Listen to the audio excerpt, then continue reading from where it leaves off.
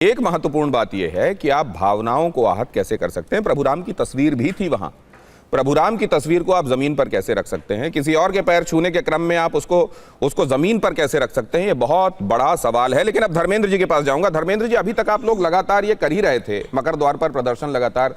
Samajwadi party तो चढ़ावा चोरी के मुद्दे पर ही आक्रामक है, हम लगातार देख रहे हैं। लेकिन आज यहां सपा के अलावा कुछ और दूसरे ओपोनेंट्स का प्रवेश हुआ। आज कांग्रेस के लोग दिखाई दिए, पप्पू यादव दिखाई दिए, और यह मामला किसी और टेंजेंट में जाता हुआ दिखाई दे रहा है। क्या आप लोग ठीक हैंडल कर रहे थे और आज आप लोगों को भी लगा कि इसमें कुछ गुंजाइश रह गई?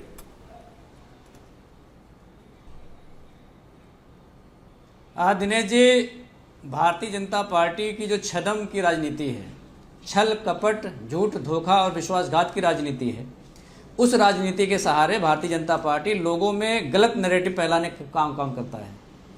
के शर्मा जी जो तर्क बता रहे हैं, इन्हें ये पता होना चाहिए कि अगर कोई अधम है, कोई असुर है, कोई अभिमानी है और वो भगवा धारण कर ले, तो इसका मतलब ये नहीं कि वो सनातन का सम्मान करता है, वो सनातनी है। उदाहरण आपने रावण का लिया, मैं भी वो उदाहरण लेना चाह रहा था।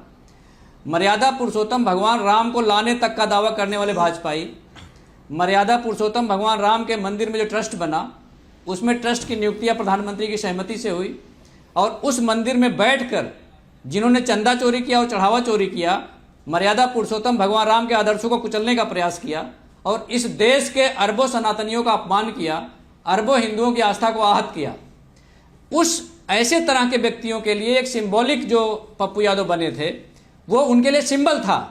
और भारतीय जनता पार्टी ये जानती है कि वो सिंबल भाजपाइयों के लिए था, वो सिंबल संघियों के लिए था, वो सिंबल विश्व हिंदू परिषद के लिए था, और उन सब के लिए था जिन्होंने मर्यादा पुरुषोत्तम भगवान राम के मंदिर को भी नहीं छोड़ा। तो देश को क्या छोड़ेंगे, समाज को क्या छोड़ेंगे? तो उस सिंबल को भारतीय जनता पार्टी ये चाहती है कि हम उसे सनातन से जनरलाइज करके अपनी कमियों को ढकने का प्रयास करें। धर्मेंद्र जी, मान लीजिए थोड़ी देर के लिए एक मतलब ये एक परिकल्पनात्मक सवाल है, लेकिन आपसे इसलिए पूछ रहा हूं क्योंकि मान लीजिए कि कोई आर्म्ड फोर्सेस में कोई आदमी एक करप्शन कर देता है, तो क्या वर्दी पहन के विरोध प्रदर्शन किया जाएगा? मान लीजिए कि कोई डॉक्टर कहीं झोला छाप कोई गलत इलाज कर देता है, तो क्या डॉक्टर की तरह एप्रन पहनकर आला लेकर यह बताने की कोशिश की जाएगी कि फ्रेटर्निटी एक्ट काम ठीक? फ्रेटर्निटी की जो ड्रेस है, फ्रेटर्निटी का जो वेश है, वो क्यों रखा जाएगा? इंडिविजुअल की बुराई क्यों नहीं की जाएगी? इंडिविजुअल को क्यों कंडेम नहीं किया जाएगा? वो वेश धारण करना क्यों आवश्यक हो जाएगा? कोई पुलिस वाला गलत काम कर सकता है, लेकिन उसको कंडेम करने के लिए, उसकी भर्त्सना करने के लिए क्या पुलिस की वर्दी पहन के विरोध प्रदर्शन करना जरूरी होगा? दिनेश जी, आपने जो उदाहरण लिए, एक तो पुलिस का लिया आपने, दूसरे डॉक्टर को लिया, लेकिन आप पुलिस की तुलना किसी सनातन धर्म से करेंगे, पुलिस की तुलना किसी संत से करेंगे, पुलिस की तुलना या डॉक्टर की तुलना मर्यादा पुरुषोत्तम भगवान राम और उनके आदर्शों से करेंगे, ये बात बिल्कुल जस्टिफाइड नहीं, बहुत सिलेक्टिव है ये। हम ये जानना भगवान राम वाला तो मुद्दा ही अलग है सर, उनकी तो तस्वीर जमीन पर रख दी गई। पार्टी मर्यादा, और मैं तो एक बात और नोटिस कर रहा हूं, जब तक आप लोग इसको चला रहे थे अभी तक ऐसा कुछ नहीं हुआ था। आप लोग जब तक चढ़ावा चोरी के संदर्भ में प्रदर्शन कर रहे थे, चीजों में कुछ ऐसा नहीं दिखाई दिया जिसको लेकर उंगली उठाई जा सके। आज पहले दिन वहां और भी आपके दूसरे साथी इंडिया अलायंस के शामिल हुए और आज गड़बड़ हुई। मैं दिनेश जी ये बताना चाह रहा हूं कि जिन लोगों ने ये काम किया है, उन्होंने सनातन को इसी तरह से अपमानित किया होगा, इस बात को दिखाने का प्रयास है वो। और भारतीय जनता पार्टी उसमें अपने आप का बचाव ढूंढ रही है कि हम किस तरह से सनातन को ढाल बचा करके। तो आपके जब प्रदर्शन में ये लोग शामिल हुए तो आप ये तो कह देते कि प्रभु राम की तस्वीर लेके आए हैं। आप भले ही इससे आप एक व्यंग्यात्मक संदेश देना चाहते हैं, लेकिन भगवान की तस्वीर के साथ कुछ अमर्यादा ना होने पाए, इसका ध्यान रखिएगा, ये कह देते कम से कम आप उनसे। देख रहा हूं के शर्मा जी, आता हूं। आपने अगर देखा होगा तो मर्यादा पुरुषोत्तम भगवान राम की तस्वीर, मर्यादा पुरुषोत्तम भगवान राम की जो तस्वीर थी वो पप्पू यादव के सीने के पास थी, अगर आपने देखा होगा तो।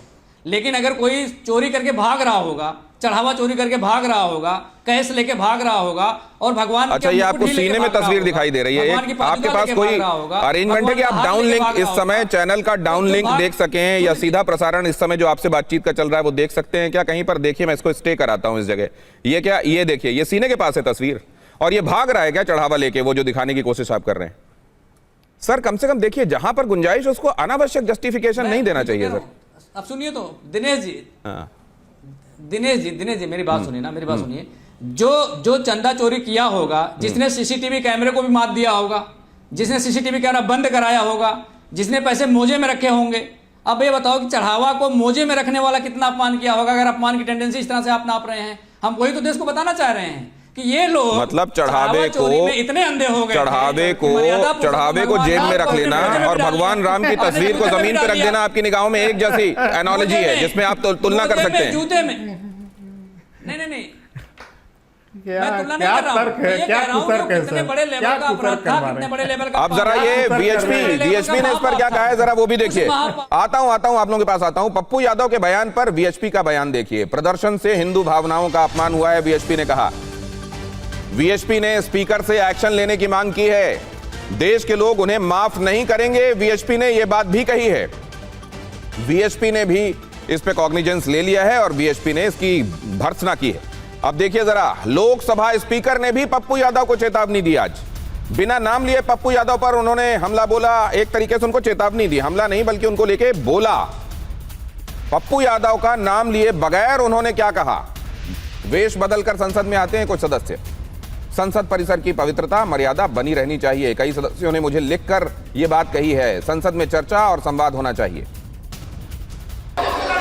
और मेरा आग्रह है, मैंने पूर्व में भी कहा था कि सदन के अंदर तख्तियां लेकर आकर बैनर लेकर आना ये संसद की परंपराओं और मर्यादाओं के अनुरूप नहीं है। और कुछ मान्य सदस्य तो वेश बदल कर संसद में जिस तरीके से पहनकर आते हैं, मेरी उन मान्य सदस्यों को चेतावनी है।